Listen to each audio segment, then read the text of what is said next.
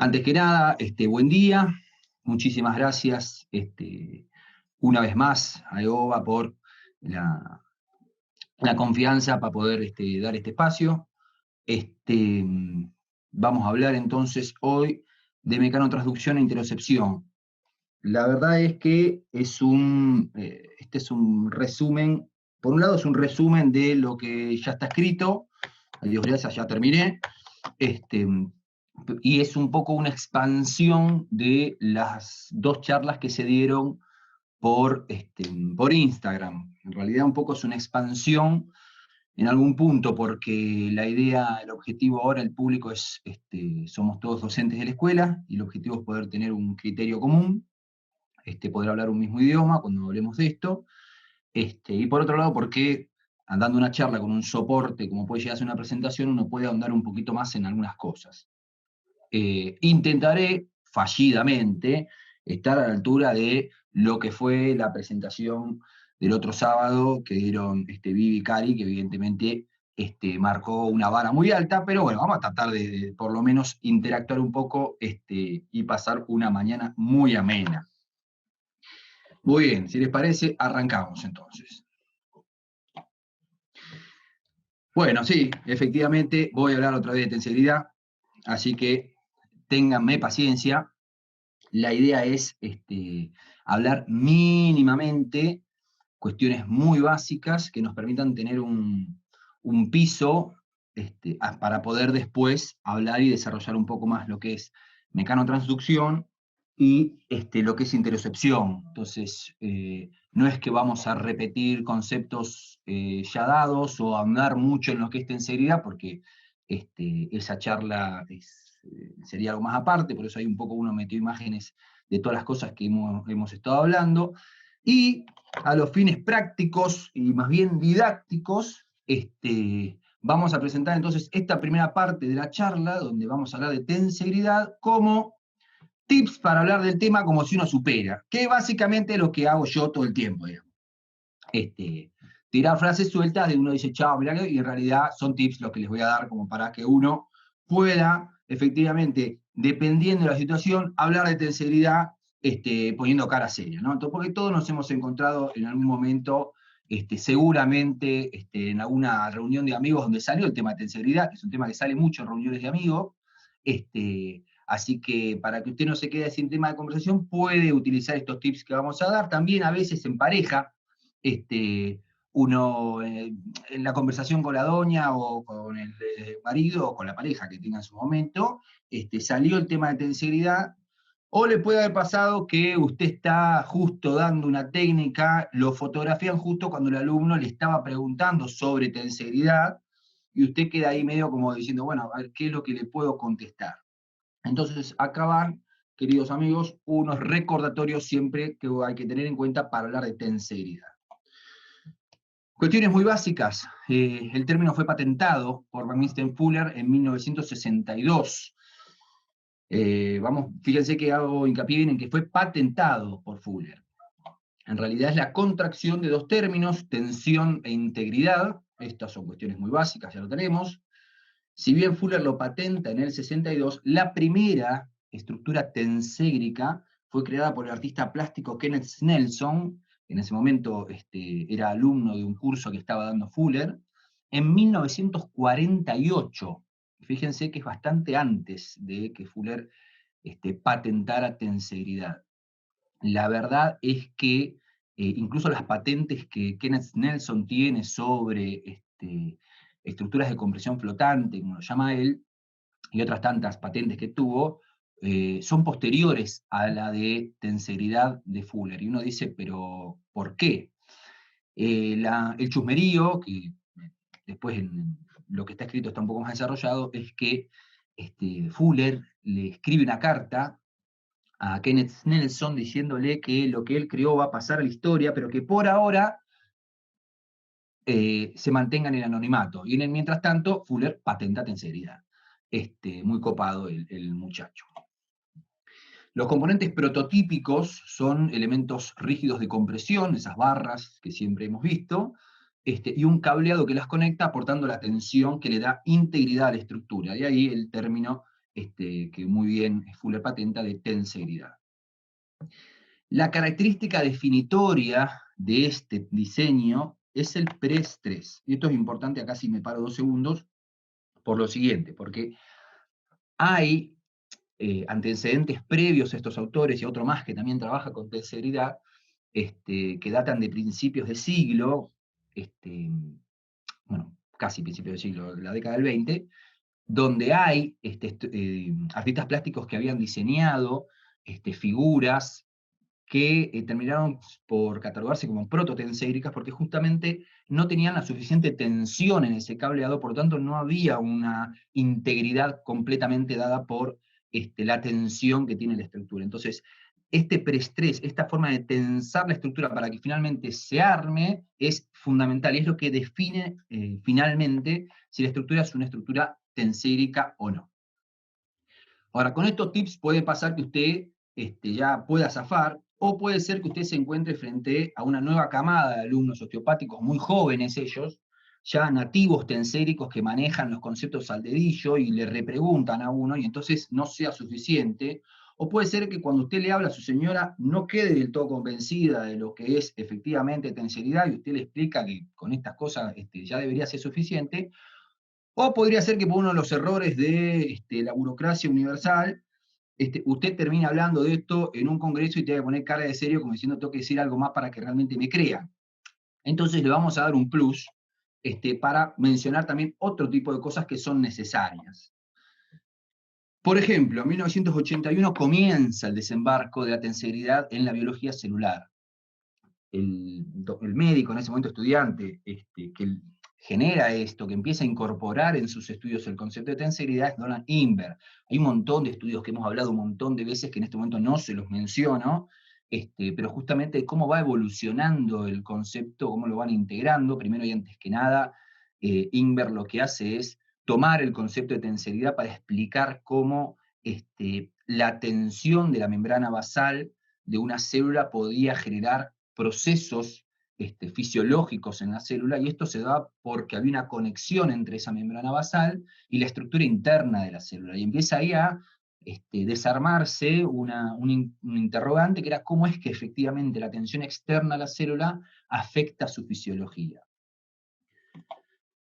Dentro de las células, estos elementos que mencionamos de compresión y tensión están dados por los microtúbulos por al lado, que es todo un tema, mucho más que hay que desarrollar, pero no lo vamos a hacer en este momento, y la tensión por los microfilamentos que los conectan entre sí.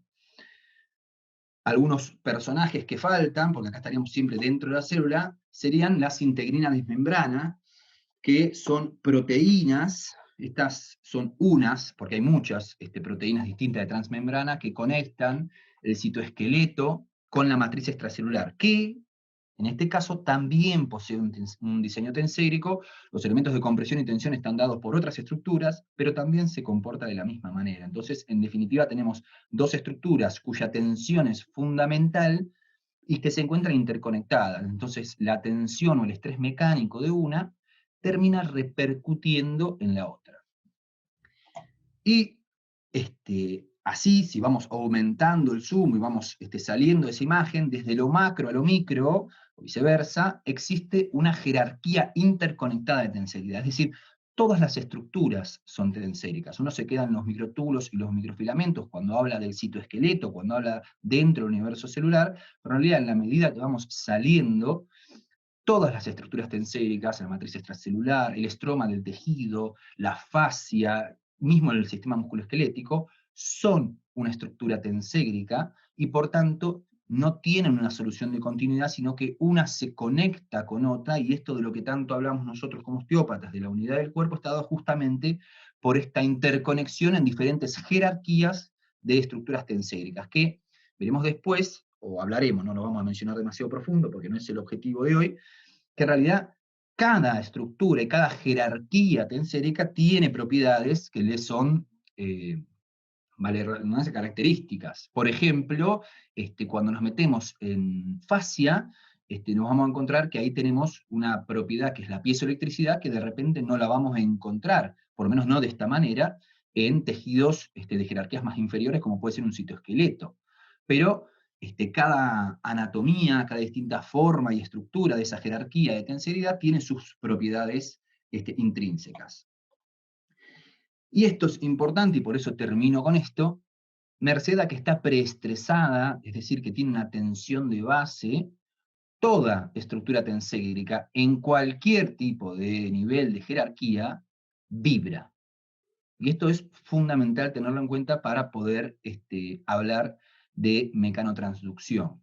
Es importante entonces tener que funcionar, pensar que funciona símil a lo que puede llegar a ser la cuerda de un instrumento de cuerda, la cuerda de una guitarra, por ejemplo, o la cuerda de un charango, ya que lo tenemos acá a David Varelli. Puede ser cualquiera cualquier cuerda que vibre, bueno, vibra merced al preestrés que tiene, que es lo que uno hace cuando afina entonces el instrumento.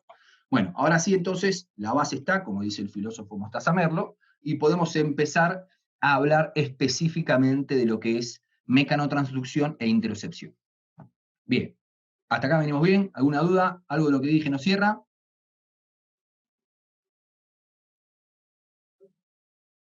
No recibo respuesta. ¿Eso será que no me están escuchando o que...? Perfecto. Todo bien, Juan, todo bien. Listo, Todo sigo bien, entonces. Usted Juan. hábleme que yo si no me siento muy solo acá. Muy bien, me paran cualquier cosita. Muy bien. Si hacemos una búsqueda del término mecanotransducción o mecanotransduction, que es en inglés, en PubMed, vamos a ver que, si ven en la gráfica que hay abajo, en la parte más inferior de la filmina, cómo fue aumentando casi exponencialmente, sobre todo en la primera parte de la curva, después medio se aplana, a lo largo de los años. Fíjense, arriba yo les detallo algunas cositas dentro de lo que son décadas. Para 1990 había solo 4 publicaciones que tenían que ver con mecanotransducción. Una década más tarde, eso sí había multiplicado por 10 o más, en realidad más de 11, había 47 publicaciones. Una década más tarde eran 595 publicaciones, y hoy en día, como lo figura ahí en el gráfico, podemos encontrar 10.291 referencias al respecto, por lo menos hasta lo que era ayer a la noche. Para que se den una idea de cómo la importancia de esto que es la mecanotransducción no es simplemente algo que nos importe a nosotros los osteópatas, sino que al contrario, digamos, la ciencia médica se está metiendo cada vez más en este tema, en función de explicar a partir de ello procesos fisiológicos, tanto, fisiológicos o fisiopatológicos. ¿Por qué tanto misterio? En definitiva, ¿qué significa mecanotransducir? ¿Qué significa mecanotransducción? Bueno, mecanotransducir es modular, y por eso ahí la imagen de un módem. El ejemplo que yo les daba cuando hicimos la charla por Instagram, era que en definitiva la voz, de hecho la voz que yo estoy ahora emitiendo con todo mi aparato fonador, está llegando al micrófono de la computadora, que lo está traduciendo esas ondas mecánicas en impulsos eléctricos, que a su vez se están convirtiendo en bits, en información. Eso está viajando por una onda electromagnética, está llegando a cada uno de ustedes para que dentro de los auriculares o del sistema de parlantes de su computadora vuelva a transducirse, a modularse a una onda mecánica, moverá el aire, y a partir de ahí ustedes estarán escuchando lo que yo estoy diciendo. Bueno, es la misma información. Lo que hizo en realidad es cambiar la forma que tiene para ser escrita. Bueno, eso es modular, por eso el módem en la imagen. En realidad lo que hace la mecanotransducción, lo que puede hacer es traducir un estrés mecánico, en este caso, en un proceso metabólico. Volvemos a una filmina que yo utilizaba ya cuando hablé en el Congreso en 2017, por eso la traje, para tomar algo de lo que ya conocíamos, no porque el trabajo en particular de Wang e Ingber sea fundamental, pero sí porque en definitiva, fíjense que ya desde el 94, cuando todavía eran muy pocos como vimos recién, los papers que existían de mecanotransducción, ya se hablaba de cómo podíamos tener un control del citoesqueleto a través de la matriz extracelular, y esto justamente se daba a través de las integrinas de membrana. Si yo tengo un evento mecánico a nivel de la matriz extracelular, esta va a determinar una tensión en el citoesqueleto que va a hacer que este citoesqueleto justamente responda generando un evento metabólico. Fíjense que todavía eran muy pocos los estudios que había de mecanotransducción, y ya los estudios sobre tensegridad estaban dando la base para poder desarrollar entonces de qué se trata esto de la mecanotransducción. Vamos a entrar en algunos detalles, ¿sí? Acá tenemos una imagen, antes de yo empezar a marcar algunos detalles, fíjense en la imagen, lo que podemos ver es cómo en la parte más alta del dibujo tenemos la matriz extracelular con el colágeno, la fibronectina y demás, tenemos un estrato donde tenemos dibujada la membrana plasmática, y tenemos distintas proteínas de transmembrana, las que tenemos más ahí en naranja, colorado, son las integrinas, pero fíjense que existen otros, que están conectadas a ese citoesqueleto, que son esas, la estructura del citoesqueleto, están los filamentos de actina, por ejemplo, que están ya dentro de lo que es el universo celular, y a partir de ahí, sin ningún mensajero, fíjense, llega la tensión a través de otras proteínas, como la nespirina, a la membrana del núcleo, y a partir de ahí, nuevamente por otro tipo de conexión, llegan directamente a afectar el ADN. Vamos a tratar de darnos un poquito de nombres para poder entender de qué estamos hablando. Por un lado mencionábamos a las proteínas de transmembranas. Las integrinas son las que están ahí, yo les menciono también a las caderinas son proteínas de transmembrana que lo que hacen es conectar ya no la célula con la matriz extracelular, sino una célula con otra célula en un mismo tejido, permitiendo que se acoplen procesos que se dan en un citoesqueleto con el otro, sin tener que pasar por la matriz extracelular. Esto lo que le da es que también la mecanotransducción, merced a que existen integrinas, digo mejor, proteínas de transmembrana, que no solo conectan con la matriz extracelular, sino también con otro citoesqueleto, permite que la mecanotransducción pueda tener una entidad en el tejido, y que el tejido responda como toda una entidad, porque acoplan los eventos mecánicos que se dan en distintos citoesqueletos que están uno al lado del otro. Lo que tenemos ahí, justo en la porción más interna de las integrinas de transmembrana, en este caso, es lo que se denomina adhesión focal, que es donde se da la conexión, el que está en esta imagen es un ejemplo, pero se da la conexión justamente entre la integrina y un complejo molecular que la linkea, la conecta con el citoesqueleto. Entonces, ahí tenemos el citoesqueleto.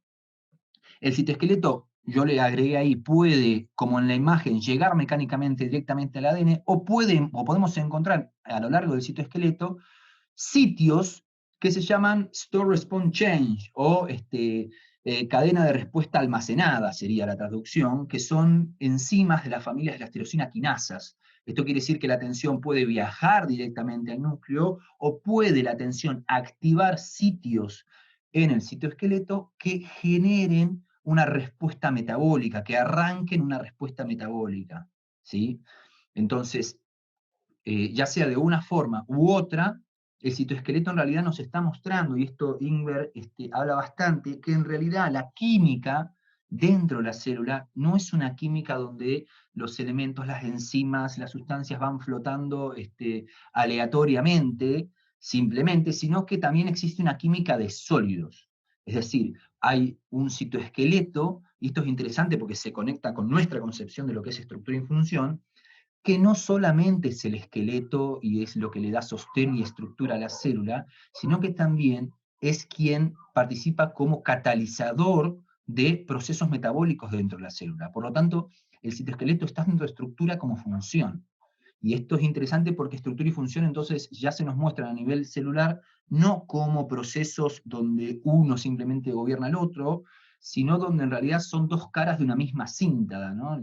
Esa famosa esquematización en lo que es la cinta de Moebius, donde en realidad son dos procesos que se están dando en simultáneo. No puede haber una deformación en la célula sin que esto dispare procesos metabólicos en la célula, y para que se den ciertos procesos metabólicos en la célula, también la célula misma provocará un cambio.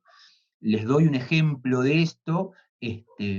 Bueno, por ejemplo, repito, está más detallado en lo que escribí, pero por ejemplo las plaquetas. Las plaquetas generan, para poder activarse, modifican sus microtúbulos, modifican su citoesqueleto para pasar de una forma más inactiva a una forma más activa. Y esto obviamente desata procesos dentro de la propia plaqueta. Bueno, ahí les marco cómo justamente está llegando a la membrana nuclear y cómo la tensión puede viajar directamente hacia el ADN. Bueno, hasta acá uno diría, bueno, tenemos ya los participantes, tenemos entonces cuál es el camino que realiza la tensión para poder viajar incluso sin mediadores químicos, directamente al citoesqueleto, al ADN o disparar un proceso metabólico, pero ¿qué ventaja, qué diferencia puede llegar a haber en esto a cualquier otro proceso que tiene la célula para poder recibir información, sea una hormona, sea un neurotransmisor, cualquiera fue el mediador? Decía Ingber en el 2017, que justamente la presencia de esta red preestresada jerárquica de macro a micro y viceversa, y su habilidad para transmitir fuerzas mecánicas a sitios más profundos dentro del citoplasma y el núcleo sobre senderos moleculares específicos, explica cómo el estrés mecánico viaja desde la matriz extracelular al mismo nucleólogo, de forma progresiva. Interesante, esto son dos cosas. Uno, que el que está diciendo esto no es un osteópata. ¿Por qué digo esto? Porque a nosotros nos vendría genial que poder probar justamente cómo nuestros estímulos mecánicos a nivel macro llegan a nivel micro y se meten incluso a inferir sobre el ADN de la célula. Pero esto no lo dijo un osteópata y esto es mejor, porque estamos va de la mano de investigaciones clínicas que se están dando, e Ingber no lo dijo esto allá, porque dijo un montón de cosas en un montón de tiempo, pero esto lo está diciendo en 2017, esto lo dijo hace 3 años, y está justamente explicándonos, dándonos el sustento a nosotros de por qué un estímulo mecánico llega efectivamente a poder inferir sobre la célula. La palabra, sin embargo, sobre lo que quiero que hagamos nuevamente hincapié es esto. La red está preestresada. La red tiene una tensión de base que es fundamental. ¿Y por qué es fundamental? Porque, en definitiva, lo que nos está diciendo es que la célula puede estar en sintonía con el estrés mecánico o no. Veámoslo del otro lado. Nosotros como profesionales, en la atención que hacemos, podemos lograr finalmente estar en la sintonía en la que está preestresada, afinada la célula, o no. Entonces, el estímulo que hacemos mecánicamente no solo tiene que ver con si voy hacia un lado o voy hacia el otro, o si para dónde era que tenía que mover el tejido, la vértebra o lo que sea, sino si la tensión que logramos poner llega con nuestra intención, llegamos finalmente a trabajar a nivel intramolecular. Pero para eso debemos tener el mismo preestrés o al menos un tipo de tensión que vaya o que hable el mismo idioma, ahora vamos a ver lo que es un armónico, de ese preestrés que tiene la célula. El ejemplo más claro es la audición. Para decirlo de alguna manera, el sentido de la audición es la mecanotransducción por excelencia.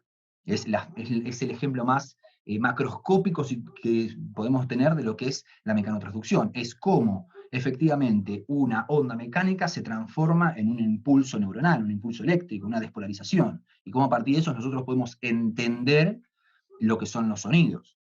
Ahora, no nos vamos a meter en todo el aparato que hace o que genera el proceso de la audición, pero sí en 2 o 3 detalles que son fundamentales. Entonces, la audición modula información mecánica en impulsos eléctricos. Y lo que llamamos sentido de la audición es, en realidad, la interpretación de la deformación espaciotemporal de una estructura, que en este caso es la membrana timpánica. Nosotros lo que estamos interpretando es cómo se deforma, se mueve esa membrana timpánica, y a partir de ahí podemos inferir qué fue lo que dijo este muchacho, de qué está hablando, si me están por pisar porque me están tocando bocina y me tengo que correr, o si, no sé, me están llamando y que me tengo que dar vuelta. Pero es importante remarcar esto. El sentido de la audición es la interpretación de la deformación espaciotemporal de una estructura. En realidad, la mecanotransducción, entonces, donde el citoesqueleto, la célula, interpreta la deformación espaciotemporal de una estructura, que en este caso será la matriz extracelular, lo que le está otorgando a la célula es sentidos. Le está permitiendo leer su entorno, le está permitiendo saber qué es lo que está pasando en el medio donde está y poder a partir de ahí responder. La mecanotransducción es importante, repito, porque le otorga sentidos, le otorga una percepción a la célula. Ahora, Nosotros tenemos varios sentidos, tenemos la audición, tenemos la vista, tenemos el tacto, tenemos un montón de cosas. Fíjense que dos autores en 2014, Turbo y Fonseca, en un paper muy lindo, que después les pasaré, dice, al mostrar una discrecionalidad controlada en su movilidad, la célula expresa una forma de mecanosensibilidad que es análoga a la estereocepción que vemos en los seres vivos. Es decir, lo mismo que acabamos de decir recién. Gracias a tener esta percepción, a ser mecanosensible, a poder leer mecánicamente al medio, es que la célula utiliza esta propiedad como nosotros utilizamos nuestra vista, nuestro tacto, etc. Veamos un ejemplo. Yo elegí esta imagen, primero porque tengo mucha ganas de estar donde está este muchacho, y segundo porque en realidad es similar a lo que les proponía cuando hicimos el audio, la entrevista ahí por Instagram. Imaginémonos que somos este buen hombre, ¿sí? Y estamos en este sendero. Es muy lindo el paisaje, todo lo que ustedes quieran, pero verán que el sendero llano no es. Fíjense por dónde está caminando, hay piedras, una está más arriba, la otra está, digamos. Evidentemente este hombre ha tenido que ir viendo bien por dónde pisar, porque si no, no hubiera salido en la foto, estaría abajo en el barranco. Por otro lado, el sendero tiene por un lado una zona donde tenemos la pared de la montaña, pero en el otro lado tenemos acantilado, digamos, en el otro lado tenemos el precipicio. Si el hombre se le da por jugar a tratar de caminar por ese sendero sin alguno de sus sentidos, nuevamente, no hubiese salido en la foto. El buen hombre se fue y no la está contando. ¿Qué queremos decir? Que requiere este hombre de sus sentidos para poder moverse en el medio en el que está.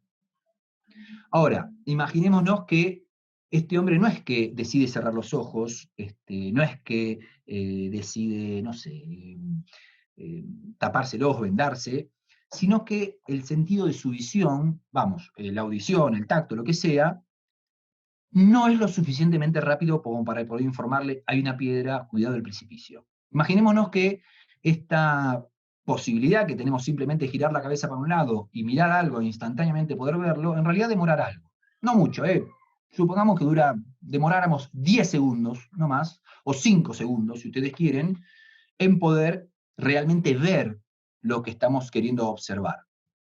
Este hombre recibiría la información que sus ojos o el tacto le dan del sendero 5 segundos después de haber colocado el pie o la mirada en el lugar. Una de dos, o el hombre va muchísimo más lento, porque cada paso que va le va a llevar mínimo 5 segundos para poder ver hacia dónde tiene que ir, o el hombre se enteró 5 segundos después de estar caído en el barranco que ahí efectivamente no tenía que pisar. ¿Qué queremos decir con todo esto? Vamos a utilizar para poder movernos en el medio que nos movemos, para tener esta discrecionalidad, el sentido que más rápidamente nos informa qué es lo que está pasando en el medio. Si yo tuviera un delay con la información que el medio me da, el riesgo es que puedo estar enterándome demasiado tarde de un riesgo que existe en ese medio.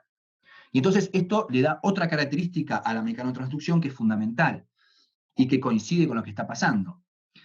Fíjense, en esta gráfica tenemos dos procesos distintos. Arriba, yo lo marqué con rojo, tenemos justamente las integrinas, o en realidad medio en el centro tenemos las integrinas, todos los filamentos del citoesqueleto y cómo llegan finalmente a la membrana del núcleo y activan finalmente ciertos genes. Bueno, esa propagación mecánica, este estudio, la pudo estimular en menos de 1 milisegundo. Mientras que, si van más abajo, por ejemplo, el factor de crecimiento, en tanto es recibido y difundido a través de el citoplasma para finalmente llegar a generar su estímulo, tardó aproximadamente entre 5 y 10 segundos. De menos de 1 milisegundo contra 5 a 10 segundos. ¿Cuál de los dos sistemas de conexión, de lectura, de aferencia que tiene la célula les parece que será más propio para que la célula pueda leer lo que está pasando a su alrededor? En el que está abajo, la célula está reaccionando 10 segundos más tarde. En el que está arriba, la célula trabaja casi instantáneamente. De hecho, en otro de los papers figura esta imagen más gráfica, más básica, donde en realidad propagación de la fuerza mecánica, que es lo que tenemos arriba, fue tasada en aproximadamente 5 microsegundos. Mientras que la propagación química de la señal, lo mismo, duró aproximadamente 5 segundos. Ahí tenemos todas las fases, como si fuese una película, en la de abajo, de cómo lo que iba pasando tiempo en cada uno de los tiempos, hasta que finalmente generó la activación a nivel del núcleo. 5 microsegundos contra 5 segundos. Así de brutal, permítanme, es la diferencia de velocidad de lo que tenemos arriba, que es mecanotransducción, de lo que tenemos abajo, que es la propagación de cualquier tipo de sustancia química dentro de la célula para generar algún tipo de repercusión a nivel del ADN. Entonces, ¿cuál será el medio, la forma que utilizará la célula para poder leer el medio en el que se encuentra? Bueno, claramente va a ser la mecanotransducción. Necesito el sentido que más velozmente me informa cómo es el medio para poder reaccionar, adaptarme, defenderme de lo que está pasando. Ahora bien, hasta ahora estamos hablando de tensión, de estrés. Entonces, pareciera como que en realidad lo que tenemos que hacer desde la matriz extracelular es generar una tensión, y esa tensión va a viajar como si yo tirara de una cuerda, rápidamente, muy velozmente, hasta el núcleo o hasta activar algún proceso metabólico dentro del citoesqueleto. Pero la verdad es que no se trata solo de tirar de la cuerda, porque en tirar de la cuerda la información es muy pobre, porque este hombre o tira de la cuerda o no tira de la cuerda. Entonces es o está o no está. Y cuando está es simplemente la tensión. Supónganse que yo pudiera ver qué tan tensa está la cuerda, pero simplemente sería una variable. En realidad, lo que tenemos que hacer es tratar de hacer vibrar ese medio externo, hacer vibrar esa cuerda, porque en la vibración, vamos a ver, tenemos la posibilidad de tener, como acá la guitarra de que se compró el muchacho muchísima más información. Porque recuerden que toda estructura tenségrica, merced al perestrés que tiene, es capaz de vibrar. Y una vibración trae mucha más información de lo que simplemente es tirar de una cuerda. Por tanto, tenemos un tipo de forma de conectarnos con el medio extracelular que no simplemente es rápida, es veloz y me permite tener una respuesta casi instantánea, sino que además es muchísimo más compleja la información. Y ahora vamos a ver por qué. Fíjense, en el 98, Ingber, en su artículo de la arquitectura de la vida, yo esto lo cito todo el tiempo, él habla, pero estamos hablando en el 98, que en la Escuela de Medicina, John Hopkins, una señora Escuela de Medicina, dos alumnos, Coffey y Pient, habían descubierto que las estructuras tenséricas funcionaban como osciladores armónicos acoplados. Vamos a dejar este término ahí porque ahora lo vamos a analizar un poquito. Osciladores armónicos acoplados, es decir, que el ADN, el núcleo, los filamentos del citoesqueleto, los canales iónicos de membrana, las células, los tejidos vivos enteros, exhiben frecuencias de vibración resonantes características. Uno dirá, bueno, pero es un paper demasiado viejo. Bueno, vamos a uno de Ingber del 2017. Fíjense lo que dice Ingber. La célula pareciera estar afinada mecánicamente para que ella prefiera responder al estímulo mecánico que llega a través de la matriz extracelular. Es decir, si el estímulo mecánico que pasa en la matriz extracelular no está en coincidencia con la afinación, el preestrés, queremos decir cuando hablamos de afinación, de la célula puede dejarlo pasar como si no lo escuchara, o puede generarle cierto ruido, o puede ir completamente en sintonía y entonces generar la mejor respuesta. Variaciones de la tensión de base que puede tener la célula pueden influir en cómo muchos funcionamientos autónomos diferentes trabajan en conjunto para producir una respuesta correcta. ¿Qué es lo que queremos decir? Nuevamente, desde nuestra profesión es fundamental no simplemente ejercer la atención, sino ejercer la atención correcta para poder estar en sintonía con lo que el tejido en ese momento me está pidiendo. Y esto no es, lo que estoy diciendo, para nada metafórico, esto es fisiológico.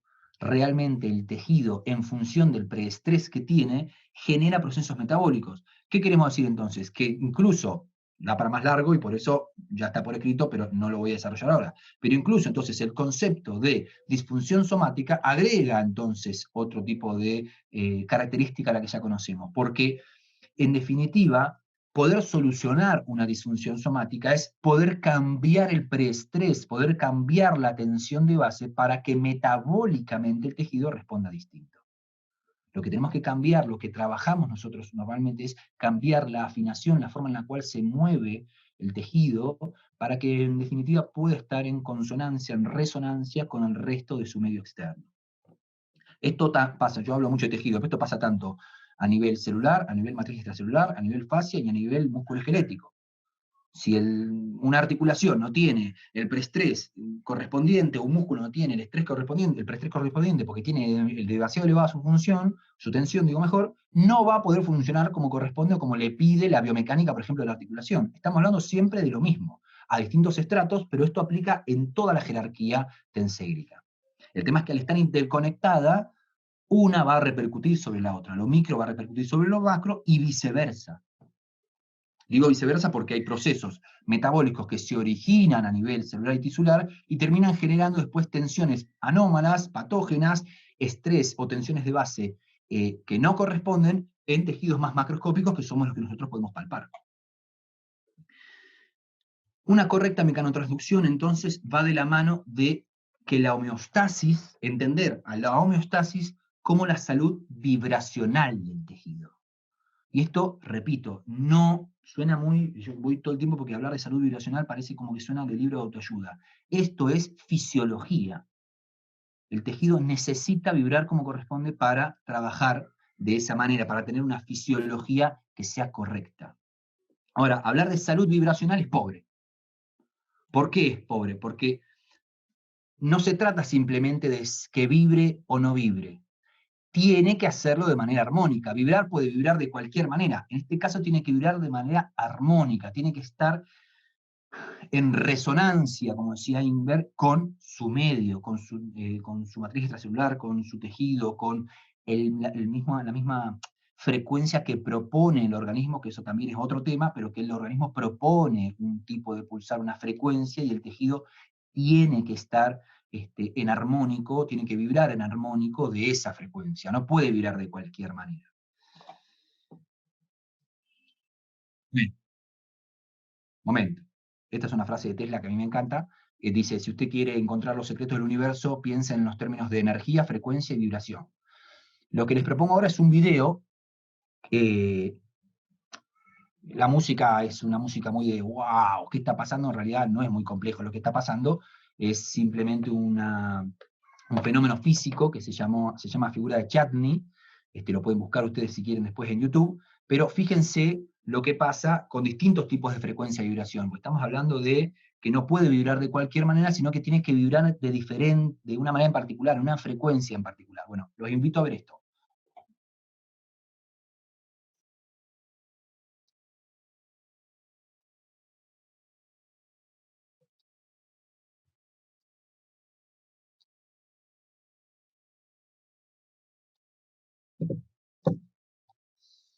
Esa es una superficie metálica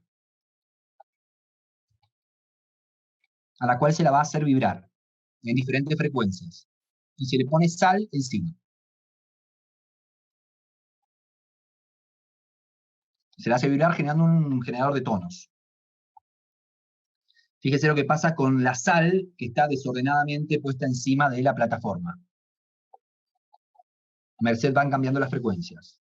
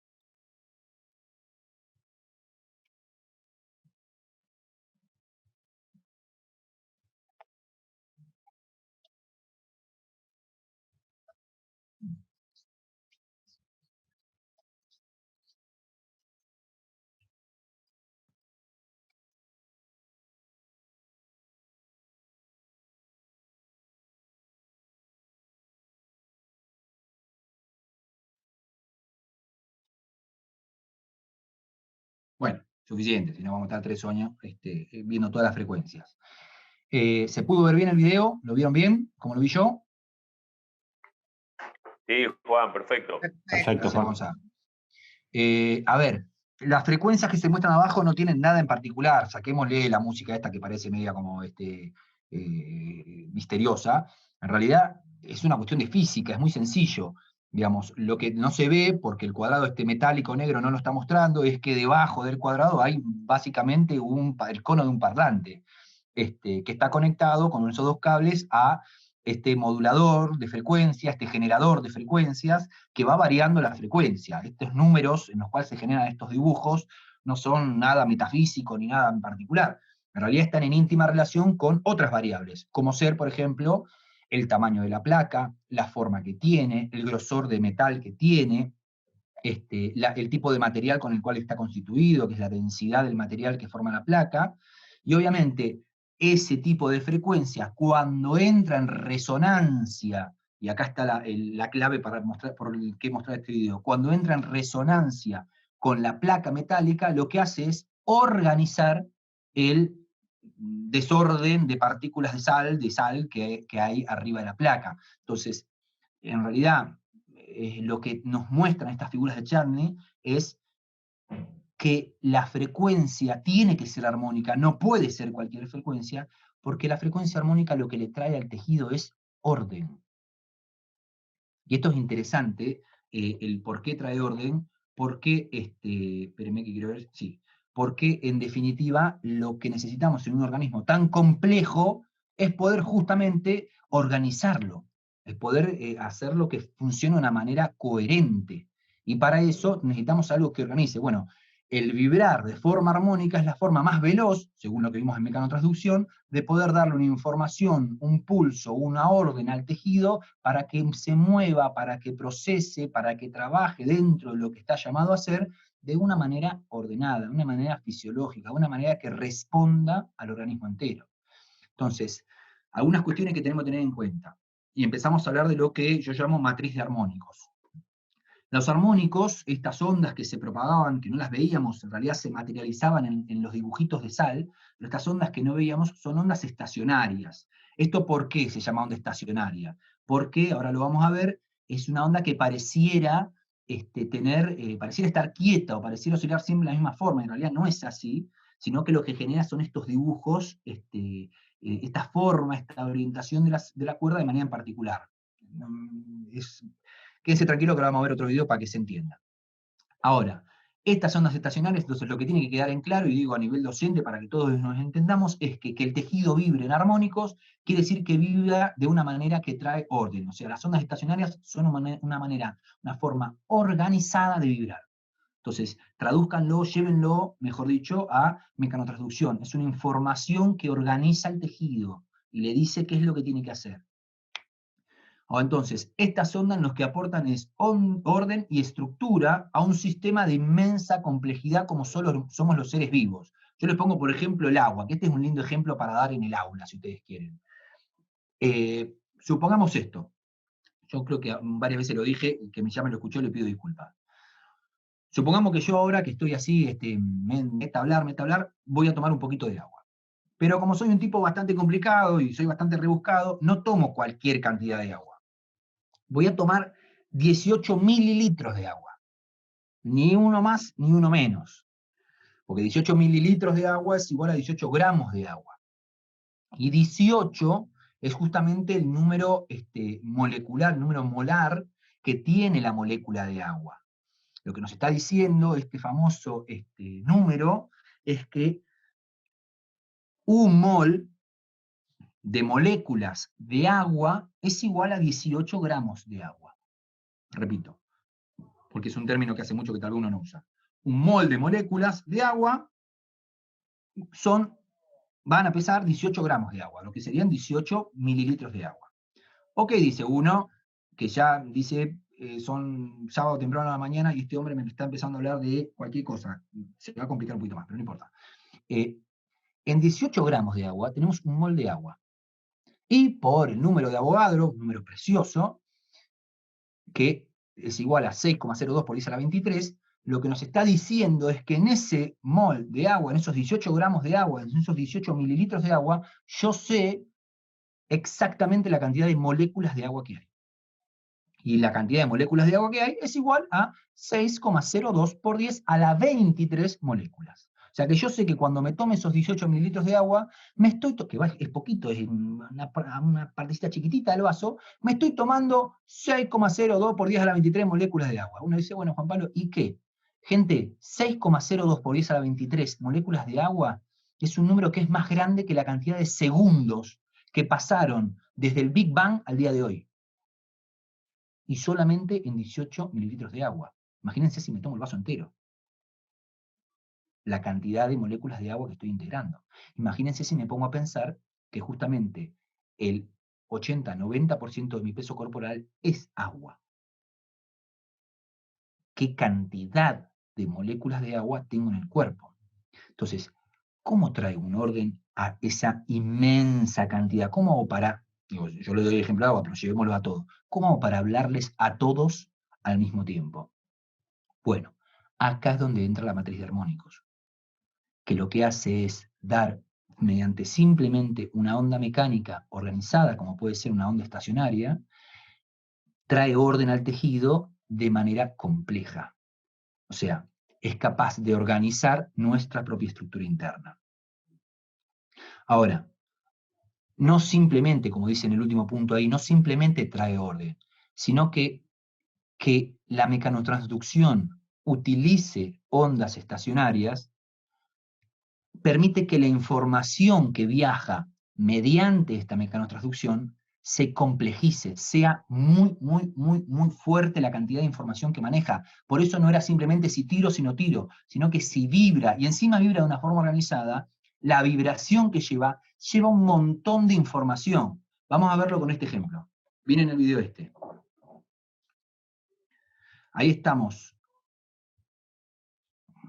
Hay una cuerda que tiene una longitud que va de A a B, y el hombre lo que está haciendo, en tanto sube y baja el otro extremo, es tensar, cambiar la distinta tensión que tiene la cuerda. Fíjense cómo va cambiando la forma de vibrar de la cuerda cada vez que va cambiando la tensión. Se desorganiza, pero de repente adquiere una tensión que va de la mano de la longitud, de lo grueso, finito que es la cuerda y demás, y entonces la cuerda empieza a vibrar de manera organizada. Eso es una onda estacionaria.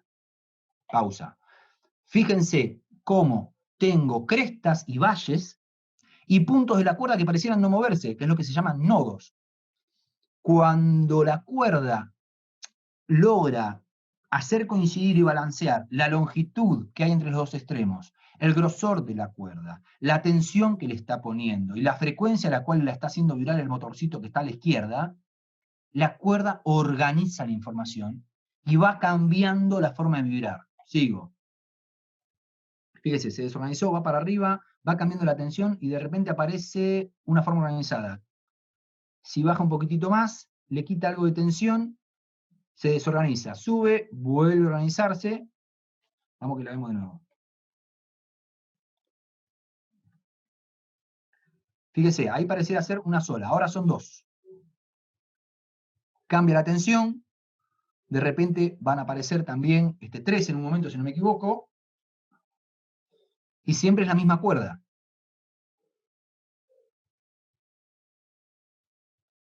Y como veíamos antes, aparecían también, hay una función donde aparecían 4. Y siempre es la misma cuerda. Si cambia lo que está haciendo este hombre en Merced, que sube y baja las manos, es cambiar el preestrés que tiene la cuerda. El tejido puede vibrar de una forma organizada, o fíjense cómo en diferentes tensiones la cuerda de repente vibra de una manera completamente desorganizada. Eso es lo que le hace el preestrés al tejido. Nosotros lo que estamos trabajando como osteópatas al balancear, al devolverle el correcto preestrés, es mover las manos que está moviendo este hombre y permitirle al tejido vibrar de una manera organizada. Ahora, fíjense que en Merced iba cambiando la tensión, aparecían distintas formas organizadas de vibrar. Espere, que eso lo vamos a ver un segundito, que quiero pasar a la que sigue, acá. Acá tenemos entonces la matriz de armónicos, no se vayan, ninguno apague la computadora. que tiene que ver justamente con las distintas formas de vibrar. La primera, la que está más arriba de todo, no miren si quieren lo que está acá al lado a la izquierda, esto donde dice la longitud de onda y la relación que tiene con la longitud de la cuerda, que eso después lo vamos a ver, pero fíjense que en realidad es la cuerda y todas las variaciones que tienen, que son los distintos armónicos. El primero, el que está más arriba, es el armónico fundamental, lo que sería el tono de base, la tonalidad de la composición, diríamos, si fuésemos músicos. Y en merced va cambiando, son los distintos armónicos. Por eso, si yo toco una canción en una determinada escala, los músicos que tenemos dentro de los docentes me ayudarán al respecto, o me refutarán, llegado el caso, es que yo no puedo hacer cualquier acorde si mi canción está en escala de do. No puedo tirar cualquier acorde porque tiraré los acordes que son justamente armónicos a ese tono fundamental. Es decir, que repiten tal vez el movimiento en, qué sé yo, el cuarto armónico, el quinto, el tercero, el segundo, son acordes que son armónicos a ese tono fundamental. Si yo hago cualquier acorde, no suena bien. ¿Por qué? Porque estoy lejos, no estoy por fuera de lo que es los armónicos de ese tono fundamental. Bueno, al tejido le pasa lo mismo. Y hay algo más lindo todavía, y es esto, miren esto. Esto es en cámara lenta la vibración de una cuerda de un violín mientras pasa, justamente el arco lo está haciendo vibrar. Esta cuerda está vibrando en un tono de base, pero en realidad ese tono de base, dentro de sí, es todos los armónicos a la vez. Les voy a poner pausa acá, para repetir esto. Cuando suena el tono fundamental, que es el que está más arriba, la onda más gordita de arriba, en realidad lo que está haciendo, esa es la resultante de haber sumado todas las otras frecuencias. Se lo explico de otra manera, como lo decía cuando hicimos la charla por Instagram. Cuando yo toco un do en el piano, una nota, el do, si espero, si aguardo un poco, voy a sentir, si tengo buen oído también, que en realidad está sonando, o se va a empezar a vibrar, también otro do, y un sol, y un mi, que no toqué. ¿Y por qué esas cuerdas vibran? ¿Y por qué no otras? Porque en realidad la frecuencia de vibración de esas cuerdas está escondida dentro del tono fundamental. Dentro de la vibración que pareciera ser una sola onda que sube y que baja, en realidad están todas las vibraciones amalgamadas en una. Por eso es que si la mecanotransducción justamente utiliza vibraciones que son armónicas, la información es terriblemente compleja, porque en una frecuencia de vibración, yo en realidad lo que estoy escondiendo son todos los armónicos de esa frecuencia de vibración. Y entonces, yo puedo tener que mi célula escucha el do, o puedo tener una célula que está afinada para escuchar un sol, pero si yo toco un do, esa célula va a sonar también, porque va a sonar porque el sol es un armónico, es una vibración que está escondida dentro de la vibración del do. Entonces, la información se hace de manera completamente compleja.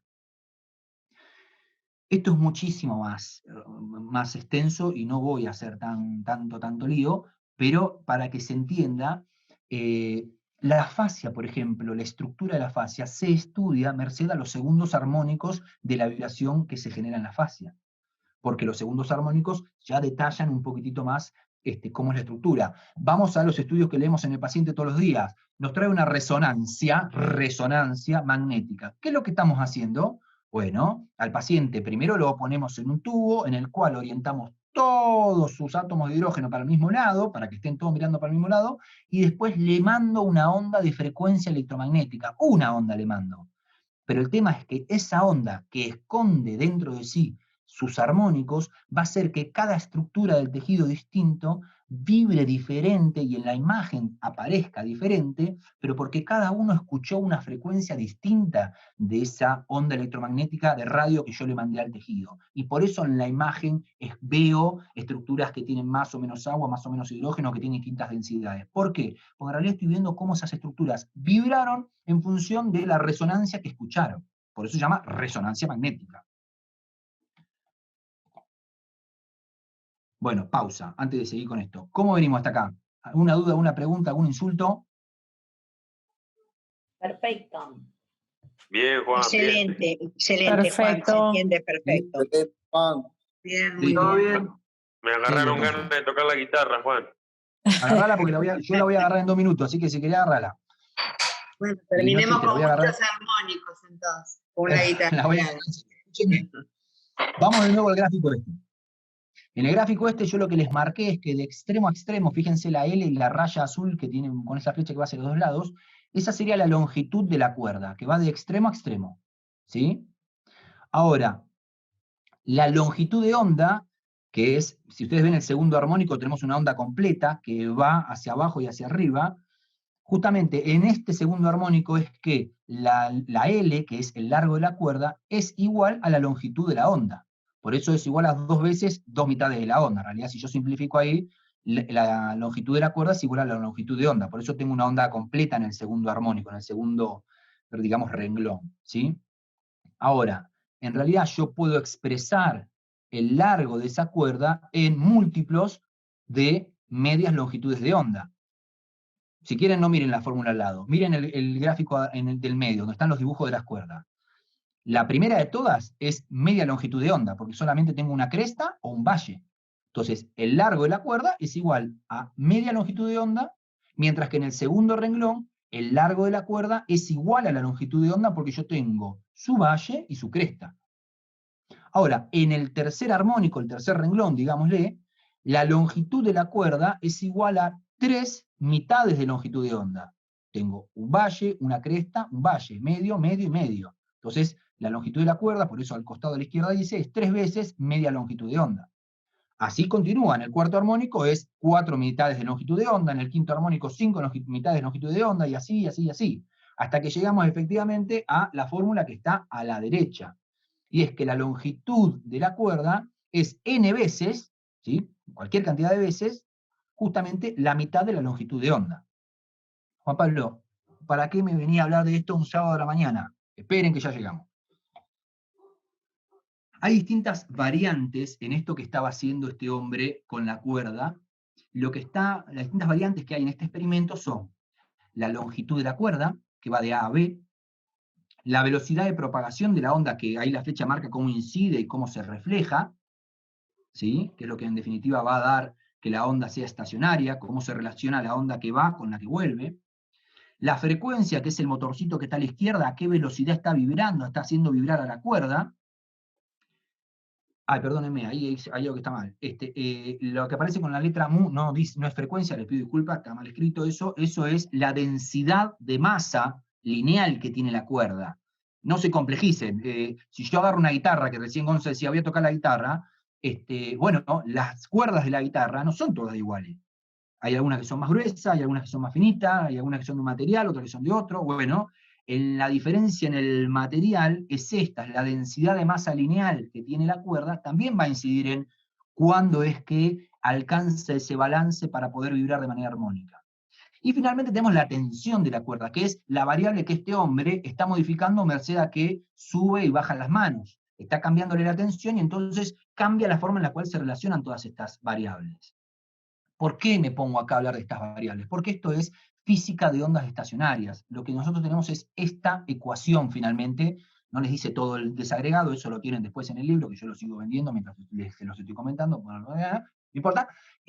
Esa fórmula es la fórmula que relaciona la tensión de la cuerda con su densidad de masa lineal, con la longitud que tiene la cuerda, con la frecuencia y con n, que es la cantidad de valles o crestas que hay. Juan Pablo, ¿para qué estamos hablando de esto? Les pido por favor que miren esta ecuación, porque en esta ecuación, al menos lo que yo veo, que puede ser que yo esté mal de la cabeza, ¿no? Pero lo que yo veo es la explicación física de todas las técnicas manuales que hacemos. Voy a repetir esto para que se entienda. Tenemos merced a que el tejido, todo el tejido, vibra y lo hace de manera armónica, la física de cómo vibra, la física de los armónicos, es justamente sobre lo que nosotros incidimos cuando hacemos una técnica. Y fíjense que lo que despejé fue T, que es la tensión, porque acá T es la tensión de la cuerda, pero lo que nosotros siempre buscamos trabajar es sobre la tensión del tejido. Y la tensión del tejido, fíjense que va a estar dado por estas variables. Vamos a hacer una traducción en lo que son estas variables respecto de lo que es realmente el tejido. La primera variable es mu, que es justamente la densidad de masa lineal. La densidad de masa lineal no es la misma en todos los tejidos. Y la densidad de masa lineal puede verse afectada en el tejido orgánico por factores, por ejemplo, nutricionales. Si yo tengo una fibrosis, la densidad de masa lineal está aumentada. Ergo, si la densidad de masa lineal está aumentada, T va a estar aumentada. Puede ser que lo que yo tenga sea una mala alimentación, que mi paciente no tenga una calidad en ese tejido porque está tóxico, está lleno de porquería, porque no come de manera sana. De nuevo, aumenta la masa lineal, aumenta la tensión del tejido. Y va a tener que buscar otra manera de reducir esa tensión, porque lo que busca el organismo todo el tiempo es querer vibrar de manera armónica. Entonces, va a aumentar T o va a tratar de hacer otra cosa, cuando ya no le queda otra, va a tener que aumentar la tensión, pero va a tratar sino de hacer otra cosa previa. Pero fíjense cómo la densidad de masa lineal, de lo que hablamos de la cuerda, en realidad tiene su paralelo con lo que pasa fisiológicamente. Densidad de masa lineal es nutrición, es fibrosis, es calidad de retracción del tejido. Si yo tengo, por ejemplo, un tejido indurado porque es un tejido cicatrizal, la densidad de masa lineal, si aumenta la cantidad de colágeno de esa matriz extracelular, aumenta, por tanto, aumenta la tensión. La segunda es la longitud. Si yo cambio la longitud, cambia la tensión. Y acá está, en esta fórmula, toda la justificación de las técnicas funcionales. Cuando yo hago una técnica en la cual voy en el sentido hacia donde el tejido quiere ir, me alejo de la barrera, sino que voy en el sentido que me pide el tejido y acorto la longitud de la cuerda, lo que logro ¿qué es? Que baje la tensión. ¿Por qué ¿por qué sirven las técnicas funcionales? Porque estoy trabajando sobre esta fórmula, estoy bajando la longitud para que baje la tensión. Y si es estructural, bueno, si es estructural es interesante, porque cuando es estructural, lo que yo hago es aumentar la tensión, merced aumento el L, aumento la longitud de la cuerda, la hago cada vez más larga, y entonces aumento la tensión. ¿Y de qué me sirve, Juan, si yo estoy aumentando la tensión? De que cuando aumente la tensión, ¿qué va a hacer la ecuación? ¿Qué va a hacer el tejido? Va a trabajar sobre la densidad de masa lineal, afinando la densidad de masa lineal para que la tensión baje. Entonces, cuando yo suelte mi técnica estructural, que va en el sentido de alargar los puntos de inserción, la densidad de masa lineal va a haber descendido, la tensión desciende. Acá tenemos la explicación de las técnicas tanto estructurales como funcionales. Y, más interesante todavía, tenemos el tercer factor, que tiene que ver con la frecuencia, que está en íntima relación con la cantidad de valles y crestas que hay. Esta es la explicación de por qué yo puedo incidir en la tensión del tejido con técnicas rítmicas. Háblame de Paul, háblame de B-Spread, háblame de cualquier tipo de oscilación como Maitland. ¿Por qué las técnicas oscilatorias trabajan sobre la tensión del tejido? Porque lo que yo estoy modificando es la forma en la cual el tejido vibra. Le estoy proponiendo una frecuencia y busco la frecuencia en la cual ese tejido empieza a empatizar con lo que yo estoy proponiendo, y en merced voy trabajando sobre esa frecuencia, van modificándose las variables de densidad de masa. Juancito, perdón, un poquito más fuerte puede ser. Sí, perdón. Perdón que interrumpí. ¿Todo el mundo me está escuchando muy bajito? ¿Se escucha bien, Juan? No, yo bien. Ok. Estoy escuchando bien. Bueno, Yo bien. gracias. No, yo para saber si era acá o Cari, tal vez es algo que tengas que subir ahí también. Yo digo para no hablar tampoco tan fuerte. A ver, lo que estoy diciendo es que en esta última variante entran todas las técnicas, ya sea fluídicas, ya sea rítmicas, que lo que buscan es incidir sobre la frecuencia en la cual se está moviendo el tejido. Y por esta fórmula es que yo puedo explicar por qué las técnicas que son rítmicas, que son fluídicas, que buscan un pulso, que buscan darle una oscilación en una determinada frecuencia al tejido, trabajan sobre la T, trabajan sobre la tensión del tejido, modifican la densidad de masa lineal. ¿Sí? Fíjense que en la física de ondas estacionarias está absolutamente todo las técnicas que hacemos en el organismo. Todas las influencias mecánicas que nosotros hacemos se explican por esta fórmula. O al menos así lo veo yo, diría la frase final. Por eso se las traigo. Les acabo de dar una explicación recontra reducida. Esto está más largamente explicado, pero era simplemente para que se vea por qué es tan importante entender que el tejido se mueve en función de armónicos, porque hay una física de armónicos que determina la física de nuestras técnicas manuales. Ahora bien, estábamos sentados con Marcela en el aeropuerto de México, volviendo, Marce, no sé si te acordarás, y le digo a Marcela, digo, lo único, yo ya estaba con todo esto en la cabeza, digo, lo único que no me cierra, Marce, que todavía no sé cómo explicar, es cómo es que el sistema nervioso central lee el estado de la matriz de armónicos. ¿Cómo cazzo sabe el sistema nervioso central cómo está vibrando el tejido? Recuerden que el tejido, ahí por eso les puse las 3 imágenes, la imagen de la onda estacionaria, de física, cómo el hombre está modificando eso, la fascia, pero recuerden también que cuando hablamos a nivel de fascia, hay un proceso eléctrico dándose vuelta. Esa cuerda que vibra no simplemente vibra de manera mecánica, está generando diferencias de potencial. Recuerden que la fascia es un tejido piezoeléctrico. Pero así todo, por más que fuese piezoeléctrico, ¿cómo es que hace el sistema nervioso para poder leer la matriz de armónico? Y hablando con Marce, lo que yo le decía es que lo que a mí me llamaba la atención, mi primera hipótesis, iba por el lado de las terminales nerviosas libres. ¿Por qué? Porque yo me imaginaba la terminal nerviosa libre como si fuese una especie de cable pelado, les decía yo el otro día en la charla por Instagram, como un cable pelado. Por eso me lo imaginaba que tenía que venir por ahí. Entonces, como es un cable pelado, como está libre la terminal, es susceptible a lo que pase en ese tejido a nivel eléctrico. Y ese tejido que vibra facial, por ejemplo, genera diferencias de cambios de polaridad, genera diferencias de potencial, porque es justamente piezoeléctrico. Entonces, con esta idea es que empecé a meterme por ahí. Un momentito. Bueno, les quisiera proponer un juego. No sé si están con ganas o no. Si no, seguimos. Díganme ustedes. Sí, dale. Dale. Juguemos.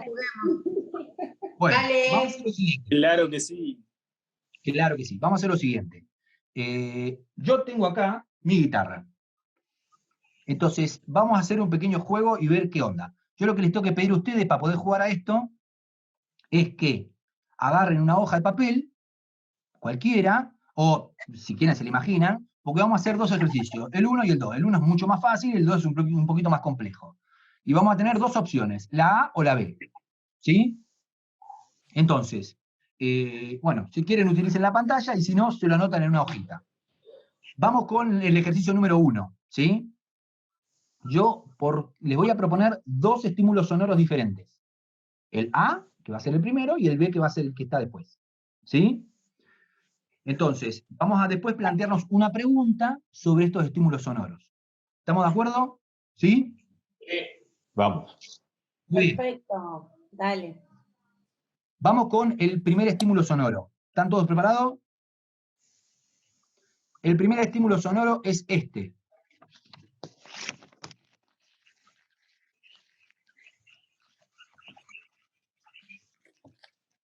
¿Escuchó? Otra vez. De nuevo.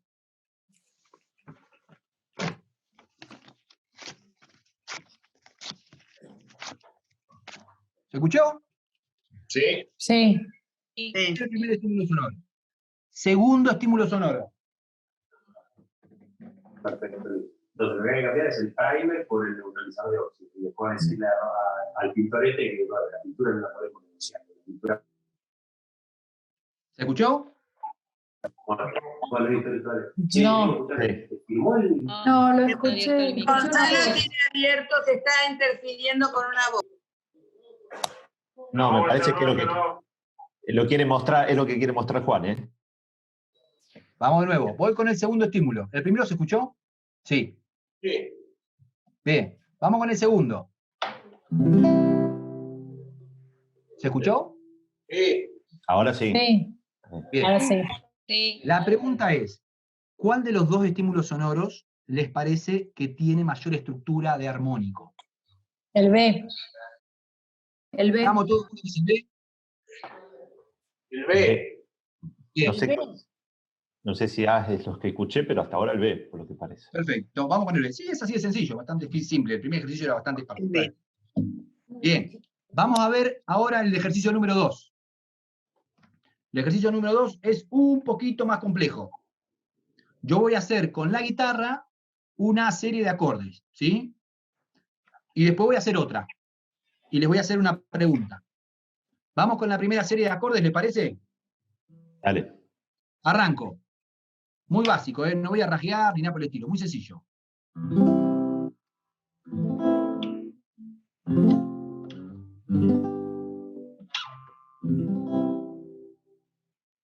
Ese fue el primero.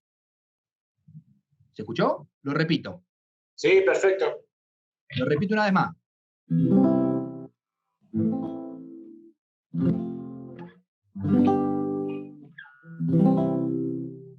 ¿Está bien? Sí. Perfecto. Bueno, vamos con el segundo. Segunda sucesión de acordes. Va.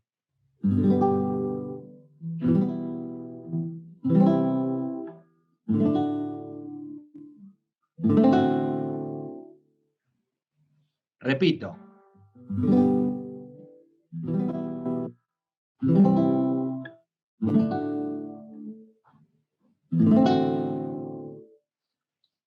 Ok, la pregunta es la siguiente. ¿Cuál de las dos sucesiones de acordes le pareció que estaba completa? La segunda. Les dio la sensación de haber terminado donde tenía que terminar. ¿Estaba qué? Repetí, Juan. ¿Cuál de las dos La, sucesiones de acordes La le pareciera. pareció que estaba completa, que había terminado donde tenía que terminar? La pareciera. la. Muy bien. Muy bien. Siendo que todos coincidimos en que es la A, les hago la siguiente pregunta. ¿Cuántos de ustedes que me contestaron que era la A estudiaron música alguna vez? Yo. Yo nunca estudié. Es más, tengo menos oído que. Yo no. Yo, pero era chiquita. Muy bien. Vamos a Yo tomar soy esto, maestra de porque música, hay voces así que- disidentes. Yo también, soy profesora elemental. Estaba buscando a alguien que no Sé que sepa nada. varios de los que están ahí han estudiado música, por eso pregunto y sé que algunos me van a decir que sí y otros me van a decir que no. Si estaba Ahora. buscando a alguien que no sepa, yo, Juan, no sé nada de nada. Soy pésimo, no tengo oído. Bueno, muy bien. Ahora, fíjense esto. No hizo falta que todos hubiésemos estudiado música para entender, primero, que en el ejercicio 1, una cosa es ruido y otra cosa es un sonido sonoro, armónico.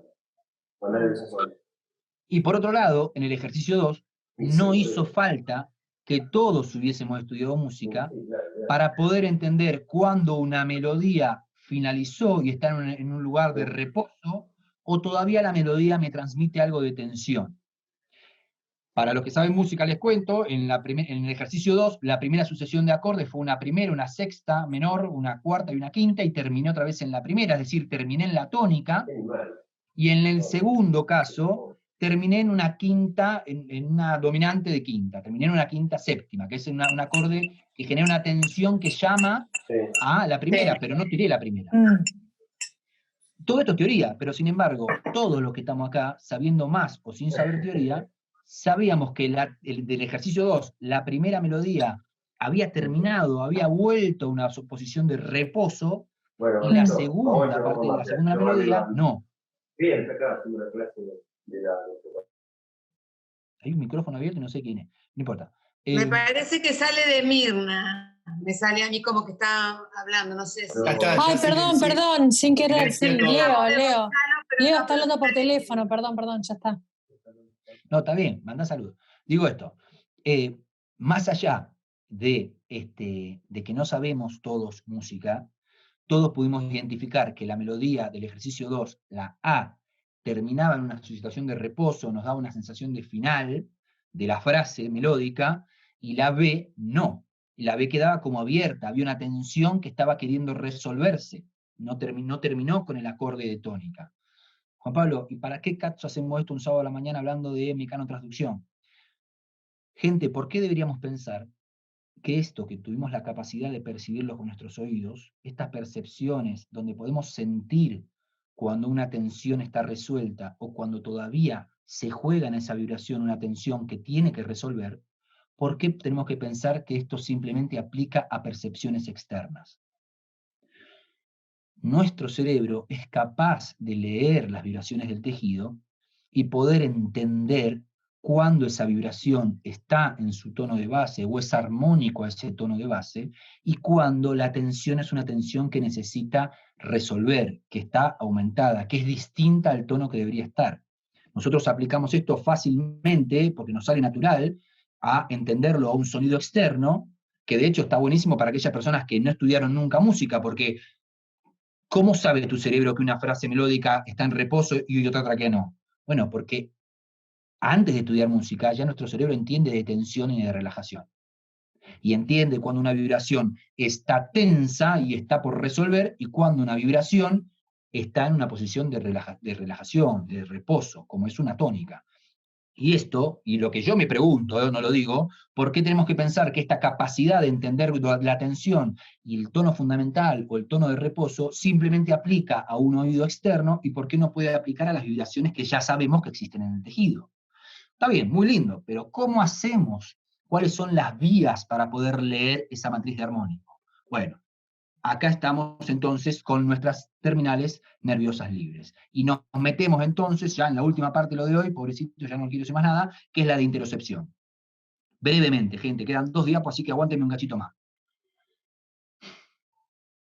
El 70, cuando me puse a estudiar sobre terminales nerviosas libres, por casualidad, me vengo a enterar que cosa que no me dijeron jamás en toda mi formación, en kinesiología, cuando cursé medicina tampoco, dice, el 70 a 90% de las fibras sensitivas que posee el organismo, del 70 al 90, es un montón, son terminales nerviosas libres, a las cuales, no sé si les habrá pasado a ustedes, pero siempre nos las ponían en referencia exclusivamente al dolor.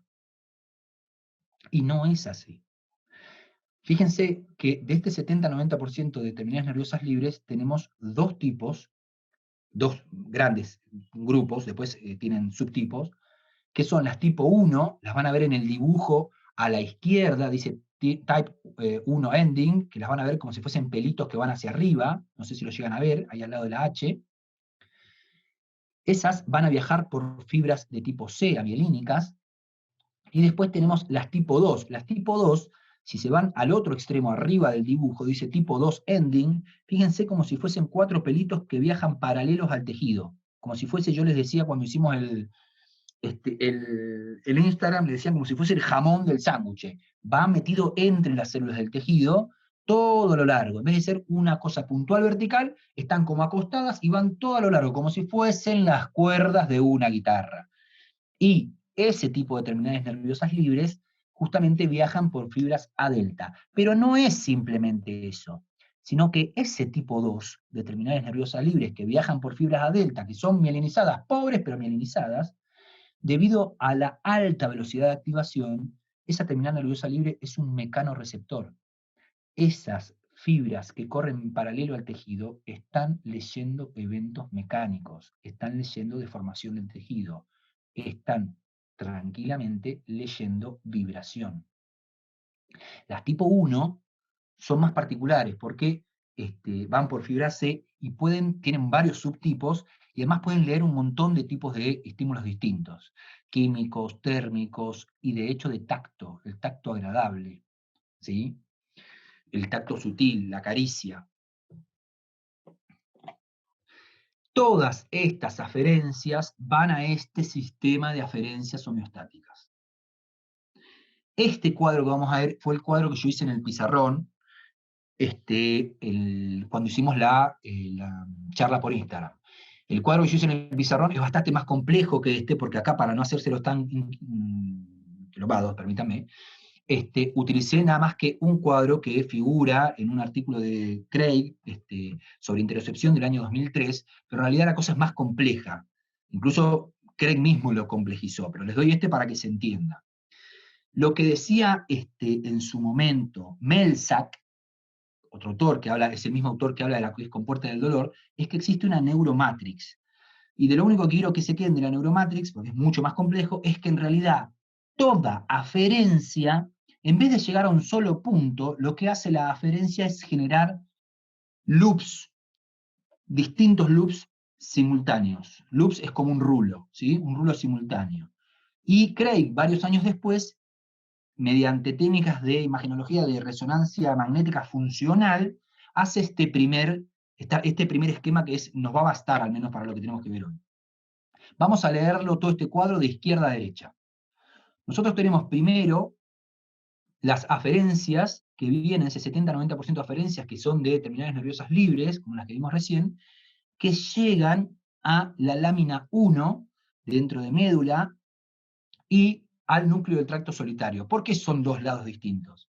Porque las que llegan a lámina 1 son las aferencias que vienen por fibras simpáticas, mientras que las que llegan al núcleo del tracto solitario son las que vienen por los pares craneales 10º y 9º, que son justamente correspondientes al parasimpático. En realidad, simpático y parasimpático en este caso funcionan como vías de aferencia.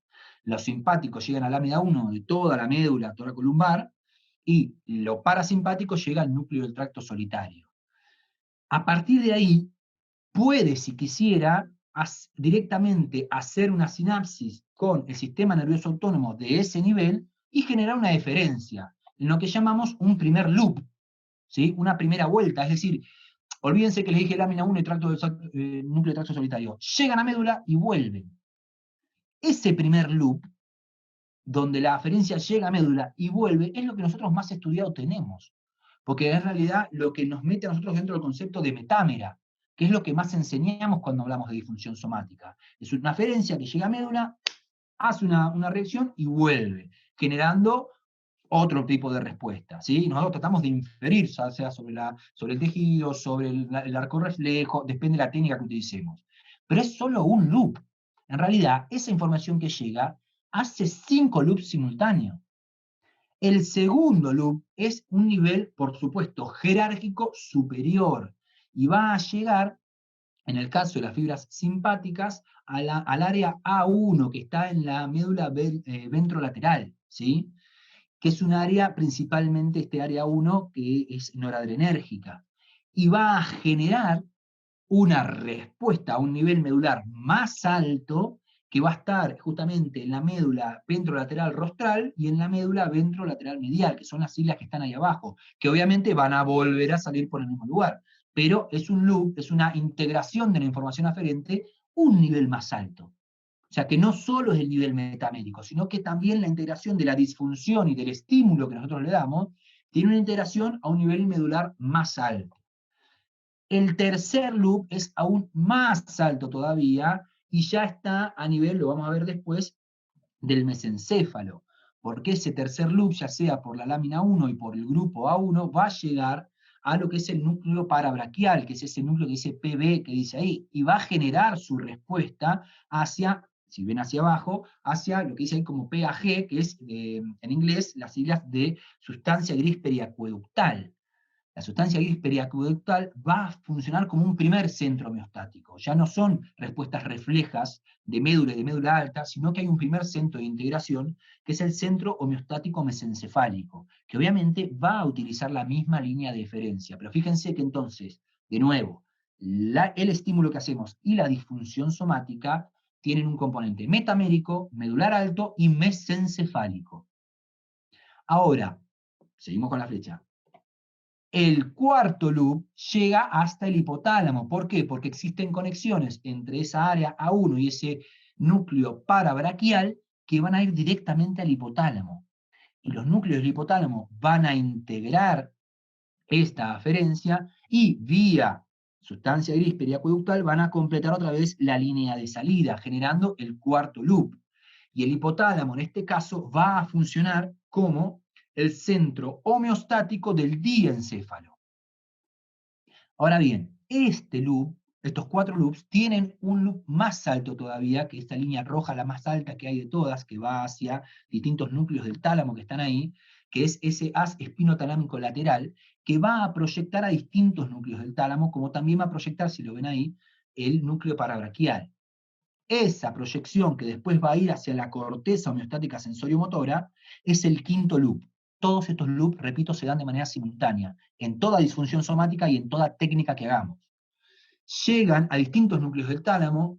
Uno, el MD, es el medial dorsal, el que le sigue, el del medio, que dice B corta, M, B larga, es el basal ventral medial, y después tenemos el posterior ventral medial, que es el tercero, que ahí ya hay incluso una proyección topográfica del cuerpo, como si fuese el área 312, bueno, tiene un dibujo del propio organismo.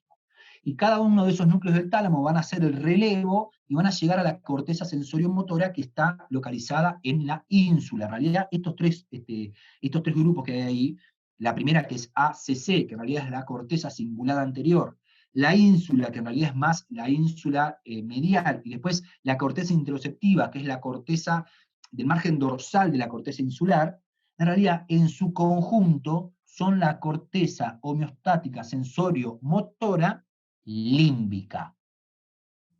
Todo proceso llega al sistema límbico y se elabora en el sistema límbico, y a partir de ahí figura terminando el loop, yendo hacia la sustancia gris periacueductal. Entonces, toda disfunción somática tiene estos 5 niveles. Toda técnica que hacemos tiene estos 5 niveles. Toda vibración, toda información aferente homeostática del cuerpo va a ir a estos 5 niveles. Va a tener una respuesta que va a ser más metamérica, que son las que más estamos acostumbrados a estudiar y ver, pero también va a haber respuestas que interconectan distintas áreas, porque es más alta, que es la medular del segundo loop. También va a estar en la sustancia gris periacueductal, que no se olviden que está metida en un montón de vías, como por ejemplo la de la fonación, como por ejemplo, por tanto, la de la tensión del diafragma. Y va a tener también un cuarto loop, que está a nivel del hipotálamo, por tanto vamos a tener también hay una respuesta que va a estar vinculada con la hipófisis y todo el sistema endocrino que tiene el cuerpo, y por otro lado va a estar también a nivel talámico conectado con esta corteza insular, que va a relacionarlo también con las emociones, con la interpretación más subjetiva que tiene lo que le está pasando. Toda esa corteza finalmente, en ese año, en ese estudio, fue que Craig la deriva porque tiene una conexión con la ínsula anterior. Y en la ínsula anterior, y fíjense que dice, derecha, se representaba justamente este sistema de aferencias homeostáticas. No en el área 312, no a nivel de corteza más alta, sino en la ínsula. ¿Sí? Ahora vamos a ver bien la ínsula para que nos recordemos bien dónde está.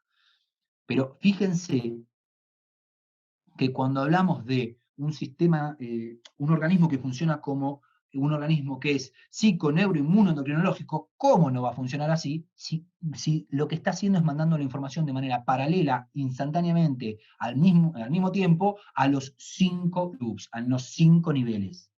¿Cómo no va a ser un componente? ¿Qué cosa no tiene un componente somato-emocional si todo es integrado por el quinto loop, que es la corteza sensorio-motora del sistema límbico?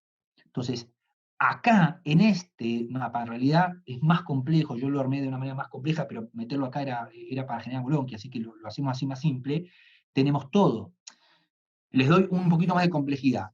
Donde aparece corteza interoceptiva, que es en la corteza homeostática sensorio-motora, abajo a la derecha, esa corteza interoceptiva está vinculada también con la corteza orbitofrontal. Está vinculada también con la amígdala, que sabemos que está vinculada también con el locus coeruleus, que sabemos que está vinculado también con el cerebelo, que a partir de ahí va a estar sí vinculado con una corteza motora superior. Ahí es donde se da, por ejemplo, el desbalance, yo les planteaba la otra vez, de lo que es una vertical de Barré, porque efectivamente esto influye sobre cómo distribuimos el tono de manera inconsciente y hacia dónde nos escapamos o nos cerramos en función de la disfunción somática.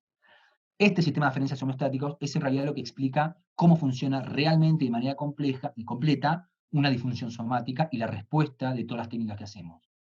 Nosotros solemos a veces quedarnos con el primer loop, con ese loop, lo que pasa a nivel de la metámera. Entonces tenemos mapas enteros de a qué metámera corresponde esto, a qué metámera, que está bien, no está mal, pero debemos empezar a sumar los loops superiores, porque eso nos va a explicar por qué una disfunción somática puede tener su correspondencia en partes del organismo que no corresponden a la metámera donde está haciendo la disfunción.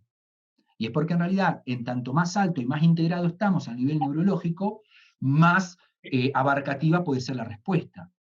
También estos loops no todos son propios de todos los organismos vivos, no es casual que el quinto loop, sobre todo la última de las líneas, la que va al núcleo posterior ventral medial del tálamo, únicamente se encuentra en primates de alto nivel jerárquico o en el hombre. Nosotros hacemos esa integración más que nada emocional, sensitiva, de lo que nos está pasando. Ok, ¿hasta acá vamos bien? ¿O embrollé mucho? Muy bien. Listo. Bien, Sigo Juan, entonces. perfecto. Perfecto. Muy bien, perfecto. Excelente, Juan, Yo excelente. escucho. Bueno, ahí tenemos entonces marcado lo que es mesencéfalo, diencéfalo, y lo que quiero decirles es que esto no queda acá. En 2016, el propio Craig, con otra autora, Irina Strigo, lo que se dieron cuenta es que no es solo la corteza insular derecha, la ínsula anterior derecha, sino que también es la izquierda. Y lo que hay es un control bicameral asimétrico, repito, un control bicameral porque es de los dos lados, y asimétrico porque no los dos lados ocupan lo mismo, del sistema neurovegetativo.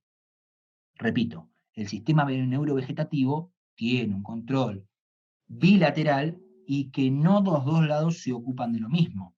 En la imagen que vemos ahí en el gráfico se los explico gráficamente, lo que nos está diciendo es que del lado derecho, el primer cuadro, perdón, la imagen que está acá del dibujito del cerebro con la ínsula es para que nos acordemos todos dónde está la ínsula, ¿no? Por si alguno no se acordaba. La corteza insular. Y lo que está en el cuadro, lo que dice es, del lado derecho, la activación de la ínsula anterior derecha se dio principalmente cuando el paciente era sometido a imágenes negativas y a respiración rápida. Se lo hacía respirar de manera rápida, agitada, y se le mostraban imágenes negativas y se veía que lo que se activaba era la ínsula anterior derecha. Y que la respuesta era muy similar a lo que nosotros caracterizamos como una respuesta simpaticotónica. Y que en cambio, cuando la respiración era profunda, cuando al paciente se le proponía una respiración espaciada, profunda, relajada, y se le mostraban imágenes positivas, ¿sí? Que tenían que ver con cosas, imaginémonos, buenas, positivas, lindas, la ínsula anterior izquierda era la que se activaba.